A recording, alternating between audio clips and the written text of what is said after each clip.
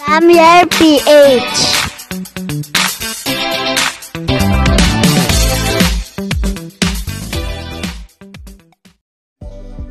Hi guys, happy Sunday sa inyo. Yan, for today's video guys, maglilinis muna tayo ng ating mga rep tab dito saka yung ating concrete pan. Yan, bali hindi pa kasi tayo nakakapag water change, kaya ngayon schedule natin ng pag water change guys dito sa ating mga lagayan ng ating mga crayfish. Yan, tapos nga lang pala umulan, kaya medyo nadagdagan yung tubig natin dito sa ating mga rep tab. Although meron naman mga overflow yan guys. Tapos andito yung ilang mga craylings natin guys ng red clarky. Yan. Yung iba kasi gusto nang bumili guys ng ating mga craylings. Yan, although medyo maliit pa to, pero ina-out ko na rin guys kasi meron na naman tayong mga buried na mga red clarky dito sa ating backyard natin guys. Yan, meron na namang ilang malaki dito, siguro nasa 2 inches na yung ibang nandito, pero mas marami pa rin na maliit, halos 1 inch pa lang yan, kagaya nito guys.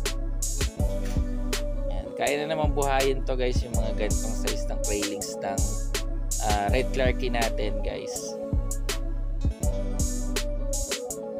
Yan, bali i-drain ko muna pala yung concrete pond natin ng ating mga breeders na ARC guys.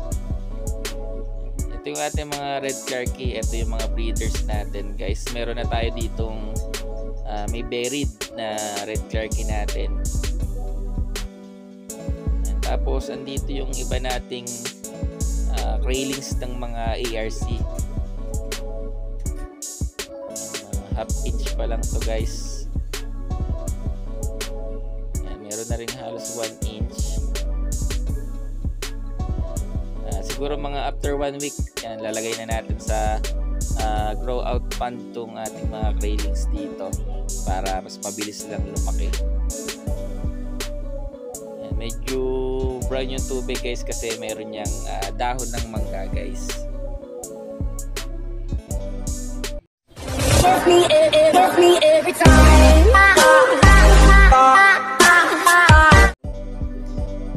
Guys, bali yan, inumpisahan ko na nga palang i-drain tong ating concrete pan dito. Yan. Kasi pag ako'y naglilinis guys ng concrete pan dito, yan, nuhuli ko muna yung mga breeders ko. Yan, tapos diretso drain na dito sa ating filtration. Yan, kasi nag-check rin tayo guys ng mga buried. Yan, once na tayo ay naglinis ng concrete pan natin para isang bawas lang ng tubig para hindi siya masyadong aksayado guys sa tubig. Yan, kasi naglilinis tayo dito ng ating concrete pan guys, halos almost 3 weeks or 1 month guys. Yan, ito yung mga breeders natin, bali nabawasan na nga kasi pag may napunta dito sa atin at nabili guys, mas gusto nilang kunin yung mga breeders natin, kaya medyo konti na lang tong ating mga breeders dito. Ayan, marami naman tayong buried ngayon, siguro nasa 20 pieces pa yung ating mga buried na crayfish dito, kaya marami tayong magiging craylings. Yan, yun nga lang, syempre ilang buwan bago mapalaki natin guys yung ating mga crayfish.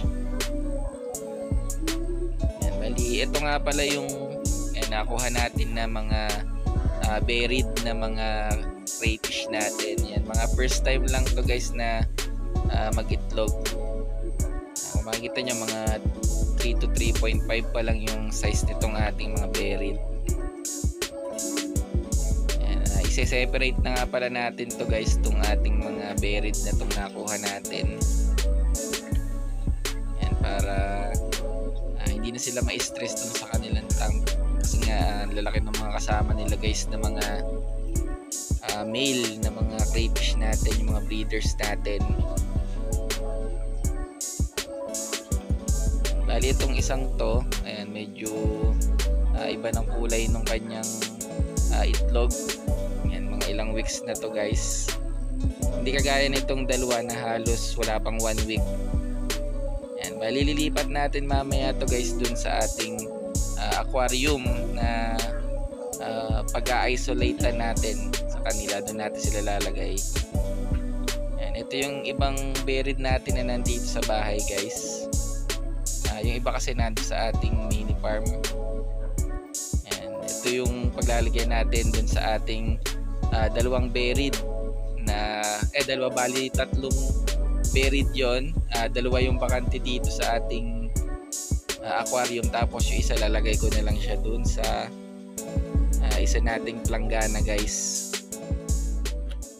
Yan, kasi meron pa ako isang planggana dun sa dulo na merong mga water plants. Doon ko na nalalagay yung isa natin buried. Tapos yan, napakarami natin guys na mga apple snail. Maganda rin kasi guys na maraming apple snail sa mga tank nyo kasi kinakain niya ng mga crayfish natin guys. Yan, para pag nagutom sila guys, kung wala silang mahanap na pagkain, yan ang kakainin nila, yung mga apple snail na yan. Medyo magulo lang siya tingnan lalo pag nag-itlog, pero worth it naman guys kasi nagiging source of food nila yan, live food nila. Mga breeders natin guys, napakalalaki niya mga yan. Nabawasan nga yan guys nung ating 7 inches kasi may pumunta dito na buyer natin, medyo malayo siya. Nahiya naman ako na hindi siya pagbigyan guys. Halos 7 inches yung nakuha niya sa atin na mga breeders natin. Yan, bali isang tray yung binigay natin na for breeding sana natin guys, kasi magagandang klase yung breeders natin na yon. Binigay na natin kay sir para sulit yung pagpunta niya dito guys sa ating mini backyard. Yan, kalimitan kasing na-out ko guys na mga size ng crayfish natin, halos 3 to 4 or 4 to 5 inches. Yan, kasi hindi tayo makapagpalaki ng todo guys kasi nga syempre diba medyo malakas ang demand ng crayfish ngayon guys. Saka nag-wholesale nga pala ako guys ng crayfish. Yan, sa mga gustong mag-wholesale or mag-reseller, pwede naman guys, usap na lang tayo. Tapos pick up nyo na lang dito guys sa bahay para makapili din kayo ng mga gusto nyong ibenta guys ng mga crayfish. Yan nga pala guys, may nakuha tayo na isang intersex sa ating mga breeders. Yan, hindi kasi natin binebenta to guys, yung mga gantong intersex. Iniipon lang natin yan, tapos pag medyo marami na sila, yan, lulutuin na lang natin sila guys. Minsan ginagawa ko rin freebies pag gusto nilang may intersex sa kanilang mga alagaan. Yan, bali binibigay ko na lang yan guys for free, yung mga intersex natin. Yan, pero kadalasan guys niluluto ko na lang. May mga naitlog din naman guys na mga ganyang intersex. Yun nga lang, madalang mga ganung pangyayari guys na sila ay naitlog. Pero nakaranas na kasi ako guys na may umitlog guys sa ating mga intersex. Yan, bali mamaya ito, lalagyan na ulit natin ng tubig tong ating pan. Yan, bali ang ginagawa kasi natin guys is binabawasan natin ng 60% yung ating tubig sa ating concrete pan. So paano guys, hanggang dito na nga lang pala sa video na to guys. Maraming salamat sa lahat ng nanonood. Fish out. Trust me every time.